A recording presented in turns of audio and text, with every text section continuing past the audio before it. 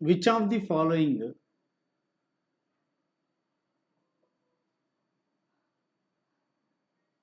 Is true. So మనకు క్రింద ఇచ్చినటువంటి వాటిలో ఏది కరెక్ట్ అని అడుగుతున్నారు. మనకు 4 ఆప్షన్స్ ఇచ్చారండి. 29/6 ఈజ్ గ్రేటర్ దాన్ 43/12.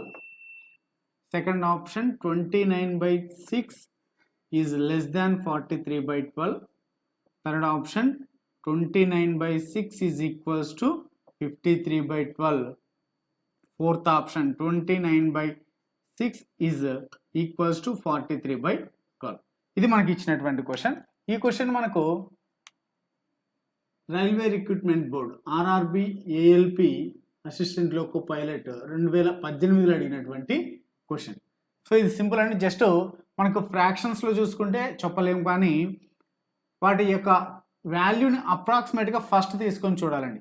సో అప్రాక్సిమేషన్లో మనకు ఇప్పుడు 29 అనుకుంటే దీన్ని 6 ఉంది. 6కి దగ్గరలో 6 మల్టిప్లికేషన్ టేబుల్లో మనకు 30కి దగ్గరగా ఉంది 29. కాబట్టి 6 5 జా 30, 6 1 జా 6 5 జా అంటే అప్రాక్సిమేట్గా 5 ఉంది. ఇది ఈజ్ గ్రేటర్ దాన్, సో ఇది ఎంత పోతుంది 12 టేబుల్లో 12 3 జా 36, 12 4 జా 48, 12 మూల 36, 12 4 48 అంటే 36కి 48కి మధ్యలో ఉంది. కాబట్టి అప్రాక్సిమేట్గా 3 to 4 మధ్యలో ఉంటుంది. 3 to 4 మధ్యలో దీని క్యాలిక్యులేషన్ ఉంటుంది. ఎగ్జాక్ట్గా పాయింట్లో క్యాలిక్యులేట్ చేయకండి ఎప్పుడు.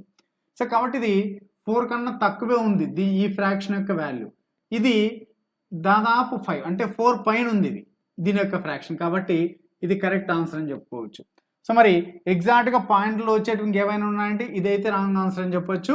మేబీ ఇది కూడా రాంగ్ ఆన్సర్ అయితే ఇంకా ఇది ఒకటే ఉంది. ఇది కూడా మనం అప్రాక్సిమేట్గా 5 అని చెప్పుకున్నాం. ఇది వచ్చేసి 12 4 48 అంటే 4 పైన ఉంది. మరి 5కి దగ్గరగా ఉంది ఏమో చూడండి, 12 5 60, 5 కన్నా తక్కువే ఉంది. ఎందుకంటే 5 60 అంటే మనకి ఎంత కావాలి, ఇంకా 7 కావాలంటే దీంట్లో సగం కన్నా తక్కువ కావాలి. అంటే దాదాపు 4.6 అలా వస్తుంది. ఇది 4.8 వస్తుంది. ఈక్వల్ అయితే కాదు. సో కాబట్టి ఇది కూడా wrong option. Answer is first one.